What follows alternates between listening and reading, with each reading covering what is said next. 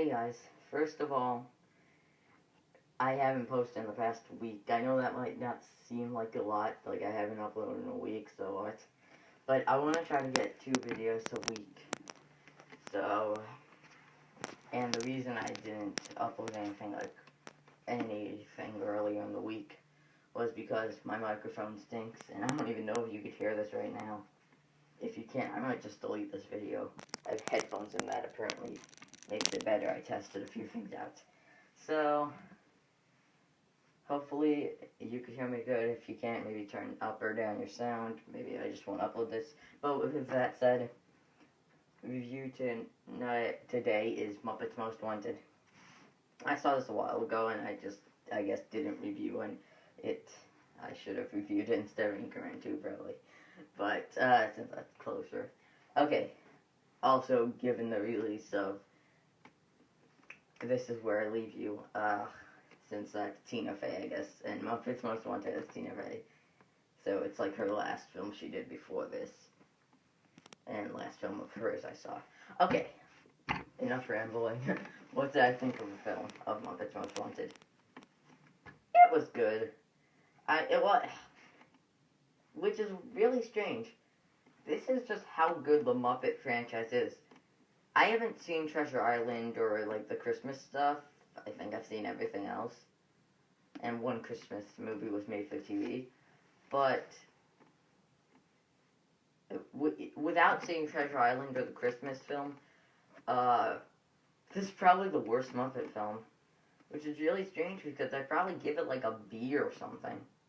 B minus or something. It's still pretty good, like in 7.5 out of 10 or something. 8 out of 10. I don't know why I don't like this. Okay. I know you might say I'm nitpicking, like, oh, it's a PG film, so it's allowed to have some frightening scenes. And it's not just because I'm a kid. And that, like, oh, it's a PG film, so that means it should just be made for kids. Because all the other Muppet films are known to be for kids with adult humor mixed in. This felt like they were trying to do what, like, the Great Muppet Caper, if I'm not mistaken, is like, a different, like, they get mixed up in this, like, secret identity or whatever. This film, tries to be that, but the Great Muppet Caper, where it had some scary scenes, half this film takes place in a Siberian jail cell. Oh, nothing but fun from here, kids. Oh, and occasionally we'll cut back to the Muppets. Maybe if Jason Segel wrote this instead of being on the awful finale of How I Met Your Mother. Oh, that finale was awful. Maybe I'll talk about that show one day. I don't know, it just felt like, oh, one thing I will say that this film has probably done better than any of the other Muppet films, and it might just be like they tried to overcompensate with it. The songs are so much better. Where the last film had, like, great story and everything, but it only had, like, 4 or 5 songs that, like, I could recognize. Besides for, like, they had the rap song, which don't really count. They had Me Party, which I guess counts as a song. The rap was just, like, 30 seconds, so who cares? They had Life's a Happy Song. They did the re-thing of Rainbow Connection. Then there were, like, covers of, like, Moves Like Jagger and Muppet or Man. But this had, like... Okay, so they had the We're Doing a sequel, which it might just be me, or does that sound a lot like Moving Right Along from the Muppet movie? It's like kind of like it's like the same thing. And then they had like probably my favorite song in any Muppet movie ever is the Big House. Big House. My 3 favorite songs from this movie are Big House, No More Questions, and like the I'm Number 1, I'm Number 2 song. The only song that's not that good is the actual opening song. That might just be because Life's a Happy Song was such a good one. This song just is the We're Doing a Sequel song is kind of bland. Okay, what's the story? 5 minutes in, I want to talk about the story. And I don't know, if I spoil it, there's really no point in talking about the story anyway, since I'll probably just spoil it. So, well, whatever. It's right after the last film. Oh my god, they break like so many fourth wall jokes in this. This is just like worse than the other movies in fourth wall jokes. I mean, I usually am a fan, but this one it's like, hey, what should our new movie be about? That's basically what we're doing a sequel. They even say how sequels are never as good as the first one. Technically, this is like the seventh Muppet sequel anyway, so it's not just a sequel to the Walter franchise. uh, and they're like, oh, they're singing like, maybe it should be about the evil oil. Fozzie's like, maybe it should be about the evil oil baron. And they're like, hey, didn't you watch our last movie? And whatever. So then, a guy named Bad Guy, Dominic Bad Guy, pronounced Bad G, but spelled Bad Guy, ha ha ha, played by Ricky Gervais, says, oh, it should be about the Muppets going on a world tour, and it's like, great idea. So then there's this frog named Constantine that you could totally tell it's not Kermit, but everyone's and they're like, oh, this sounds like Kermit, even though he has a totally different voice, and like the only facial feature difference is he has one mole, and the only person that's able to tell the difference is Animal. Which, they could have had it there, because Animal you could still understand him, he just shouts everything. It would have been better if they had the Swedish chef, since he just, whatever, is Swedish, and you can't understand a word he's saying since he's not talking actual words, so that would have been better. Like, do. I don't know what he sounds like. But, if he was the one that knew that Kermit was Constantine, spoilers, well, whatever, I spoiled it. So whatever, so Kermit, they mix up, Kermit goes to jail since Constantine's like, this big criminal, whatever, where Kermit runs into Tina Fey at this jail cell. Oh, these cameos, it's like, they couldn't get anyone good. I mean, the main stars, the biggest probably, but it's like Ty Burrell, Ricky Gervais, and, Tina Fey. The other ones are like Ross Lynch, who's like, there are like much bigger celebrities than Ross Lynch. In case you don't know, Ross Lynch is on this Disney Channel show that's been around for like a year.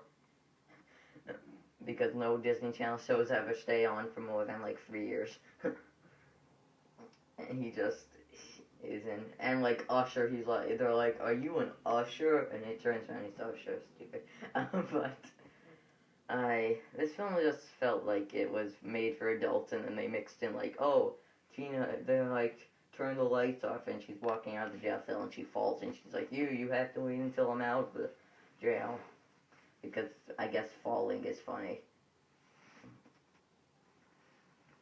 I know I'm really nitpicking, it's not that bad of a film, it's just, compared to other Muppet films, it's not that good, but I still have like 6 minutes left on the time. And I haven't really talked about the film, so whatever. And then they get back together at the end. So like Animal figures out. Walter felt really shoehorned into this movie. Like because the first film, the Muppets, the 2011 one, which is probably my favorite Muppet film. That might also be why I find it better than Muppet Movie and Muppet Take Manhattan. All the other ones are kind of average. But now thinking about it, if I saw all these films at the time they came out, I'd probably think, like, this was automatically the worst. But now thinking, I hate Muppets from Space is the thing. Yeah, I know people, but it might be better than Muppets from Space. It might be better than, Muppets Wizard of Oz, for all you people that didn't see that made-for-TV Muppets Wizard of Oz movie. That I don't even remember it. I've seen it like once or twice. It's starring Ashanti. I don't know how to pronounce her name. It's kind of good what I remember from it. I'm trying to think what other Muppet films there were. I haven't seen Treasure Island. I might see it because Tim Curry's in it, right? Yeah, I think he is. Oh, wow. I've talked about like all the Muppet films except this one. I well, okay, whatever. Let's think what this film has done better than the other ones. So the songs I said were better. The the jokes were not better. The story wasn't that much better. The fourth wall jokes, there were more, but they weren't better. Well, that's, I guess, technically the jokes. I don't know, B out of A. No, an 8 out of a 7.5 out of 10, I don't know. If Anchorman, this isn't better than Anchorman. 2, I mean. I know people like this when it came out, and it was split but more positive, and I guess I'm split more negative. I don't know. As a film, it's good. Compared to the Muppet films, it's not good. There, that's a good thing. That's what I meant to say. If you skip to the end of the video, I meant to say it's a good standalone film. Well, I mean, it's a sequel, and you need to remember. Well, you don't really need to know the last film. Just like, who's this new Muppet named Walter? Which is last film. But he's only in it, it feels like, for like 10 minutes. This was a film, like, I only remember the songs after, and like this Siberian jail scene, and that's basically the whole movie, basically. 70% of the movie is the jail, and like 20% are the songs, and like about 10% is the actual Muppets performing. I mean, they have a sleep. Yeah, the only songs that I felt well, not unnecessary. The only songs I didn't like, they did like Together Again. That was nice because Together Again. They did like a cover of some song, I forgot what, but they also did like Constantine Sings to Miss Piggy. Yeah, it didn't really. That's another problem. I felt like it was more like the last film also has the problem with this. Like, the only problem I have with the 2011 one is that, yeah, the Muppets were there, but it felt more like Jason Segel and Amy Adams, and like, oh, he forgot her anniversary. The earlier ones, like Muppet Movie's probably my second favorite one, and that focused on the Muppets. Yeah, there were other characters, but it's called the Muppet Movie. It's not called, oh, by the way, there's Muppets.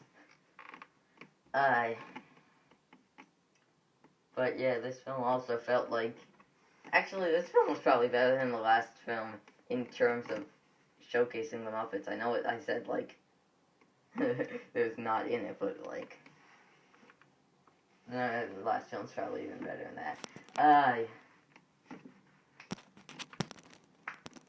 So, that's my review.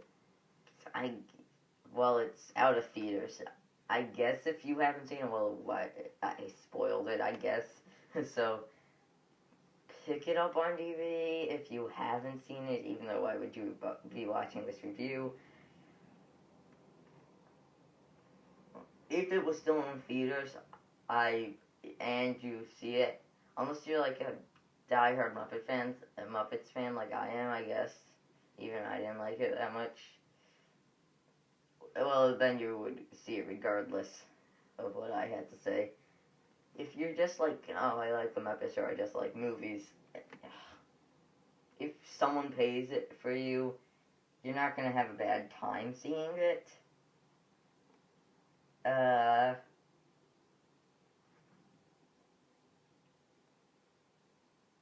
This is why it's tough to review unscripted, but so yeah, I don't know if they're gonna start it, if they're gonna, like, when the next movie's gonna be, since, like, they had a film, and then they had a film a couple of years later, and then they took then they had another one, and, like, so in, like, 3 years, there will be another Muppet film, probably, called Muppets Take Russia, or something, since, I don't know, it makes no sense. Okay, whatever. So, not this next Sunday I'm seeing Boxtrolls. I'll talk about the trailers, I guess. I might even make like a short, like 5-second thing beforehand, like saying, like, I'm seeing it, and then whether or not I'm disappointed. It's getting okay reviews. So yeah, I'm just trying to get up to 15 minutes. It's 5 seconds. So see you later. Muppets Most Wanted. I guess see it.